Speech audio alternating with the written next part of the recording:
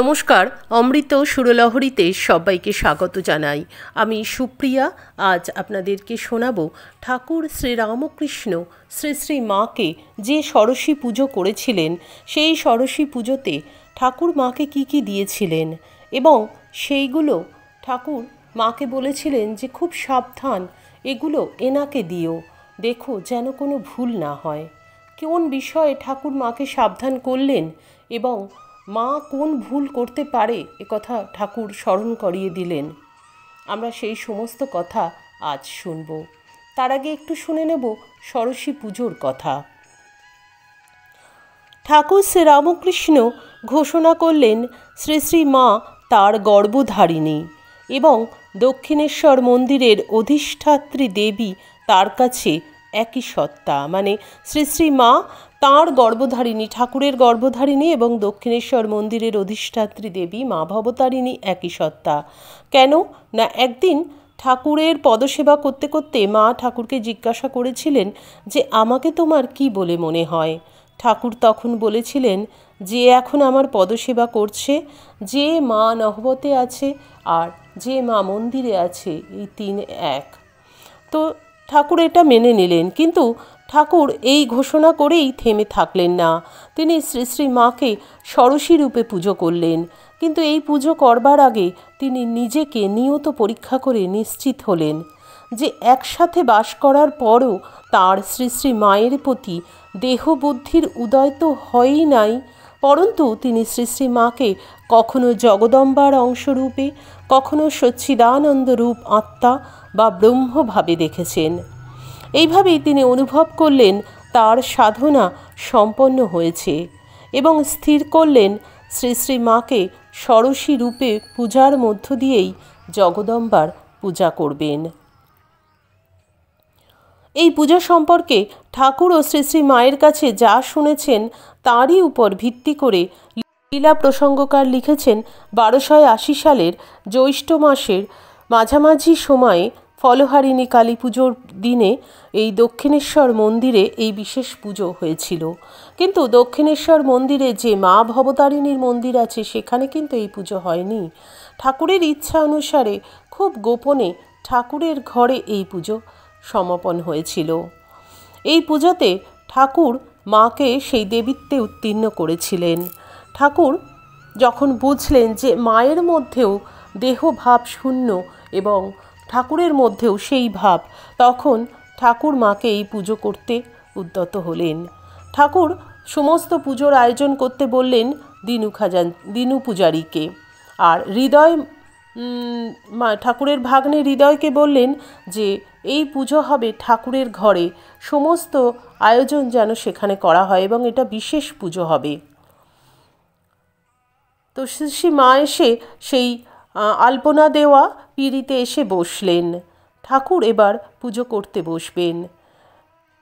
ঠাকুর পূজা সময় সম্পূর্ণ বাহ্য জ্ঞান শূন্য হয়ে গেলেন। পুজো করতে করতে মন্ত্রমুগ্ধের মতন তিনি পুজো করতে লাগলেন এবং শ্রী শ্রী মা সারদা দেবীও মন্ত্রমুগ্ধের মতন ঠাকুরের সেই পুজো নিতে থাকলেন। ঠাকুর যে সামনে যে মন্ত্রপুত কলসি ছিল সেখান থেকে জল নিয়ে বারংবার মায়ের গায়ে ছেটাতে ছেটাতে এবং মন্ত্র পাঠ করলেন, প্রার্থনা করলেন, হে বালে, হে সর্বশক্তির অধীশ্বরী মা তো, ত্রিপুরা সুন্দরী সিদ্ধিদ্বার উন্মুক্ত করো, ইহার শরীর মনকে পবিত্র করিয়া ইহাতে আবির্ভূত হইয়া সর্বকল্যাণ সাধন করো। এই যে পুজো, এই পুজোর মাধ্যমে ঠাকুর তার নিজের যে সমস্ত সাধনালব্ধ ফল ছিল তা মাকে দিয়ে দিলেন এবং মাকে তার নিজের সমস্ত শক্তি, মায়ের মধ্যে জগদম্বার যে শক্তি তার জাগ্রত করলেন মায়ের ভিতরে।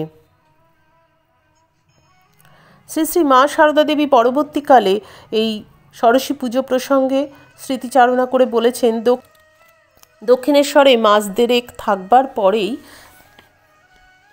ষোড়শী পূজা করলেন। আমি তখন 16 বছরে পড়েছি, সম্ভবত ফলহারিণী কালী পুজোর রাত্রে প্রায় 9টায় আমাকে ঘরে আনালেন। পুজোর সব জোগাড় ভাগ্নে সব জোগাড় করে দিয়েছে। আমাকে বসতে বললেন। আমি তার চৌকির উত্তর পাশে গঙ্গার জলের জ্বালার পানে মুখ করে পশ্চিম মুখে বসলাম। ঠাকুর পূর্বমুখ হয়ে পশ্চিম দিকের দরজার কাছে বসেছেন। দরজা বন্ধ। আমার ডান পাশে সব পুজোর জিনিস, মানে সব দরজাই মা বলছেন বন্ধ ছিল, আর মা বলছেন যে আমার ডান পাশে সব পুজোর জিনিস। শ্রী শ্রী মায়ের সেবক স্বামী অরূপানন্দ তাকে এ সম্বন্ধে যে কয়টি প্রশ্ন করেন, শ্রী শ্রী মা তার উত্তর দিয়েছেন। সেবক প্রশ্ন করছেন, পুজোর সময় কি করলেন? শ্রী শ্রী মা বলছেন, আমি একটু পরেই বেহুশ হয়ে গেলুম। পূজার মধ্যে কি হয়েছে জানতে পারিনি। সেবক বলছেন, হুঁশ হতে তুমি কি করলে? শ্রী শ্রী মা বলছেন, আমি মনে মনে প্রণাম করলুম, পরে চলে এলুম। সেবক বলছেন, কালী পুজোর রাত, এত লোক, কেউ এ পুজো টের পাননি? শ্রী শ্রী মা বললেন, দরজা যে বন্ধ, কালীবাড়িতে গান বাজনা হইরই, সবাই তা নিয়ে ব্যস্ত, আর তার সঙ্গে তাদের অন্য সম্পর্কই বা কী? একমাত্র দর্শন স্পর্শন, আর তো কিছু না। সেবক বলছেন, পুজোর সময় আর কেউ ছিল না? শ্রী শ্রী মা বলছেন, দিনু বলে একটি ছেলে, আমার ভাসুরপো হয়, মুকুন্দপুরের জ্ঞাতির ছেলে, ঠাকুরের কাছে থাকত। তিনি খুব ভালোবাসতেন। সে সব ফুল বেলপাতা জোগাড় করে এনে দিতে লাগলো। হৃদয় সব ঠিকঠাক করে দিলে। পুজোর সময় আর কেউ ছিল না, একা তিনিই ছিলেন। মা বলছেন, পুজোর শেষাশেষি হৃদয় এসেছিল। শ্রীরামকৃষ্ণের ভ্রাতুষ্পুত্রী লক্ষ্মী দিদিকে শ্রী শ্রী মা বলেছিলেন, পুজোর প্রথমে পায়ে আলতা পরিয়ে দিলেন, ঠাকুর সিঁদুর দিলেন, কাপড় পরিয়ে দিলেন, পান মিষ্টি খাওয়ালেন। লক্ষ্মী দিদি হাসতে হাসতে শ্রী শ্রী মাকে জিজ্ঞাসা করেছিলেন, তুমি তো অত লজ্জা করো, কাপড় কি করে পরালেন গো?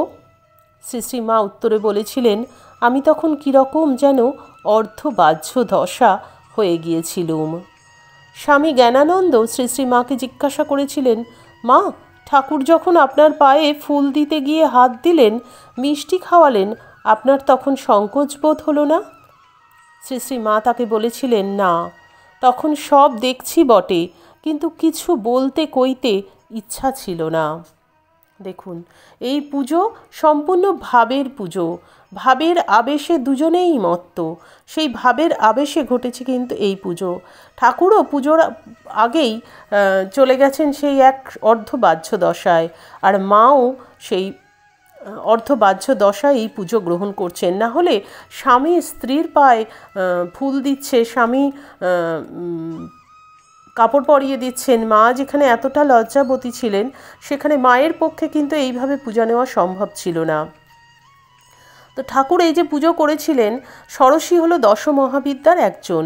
ষোড়শী শব্দের অর্থ হলো ষোড়শ বর্ষিয়া। হয়তো সে কারণেই শ্রী শ্রী মায়ের ধারণা ছিল ষোড়শী পুজোর সময় তার বয়স 16 বছর ছিল, কিন্তু না, তখন শ্রী শ্রী মায়ের বয়স ছিল 19 বছর।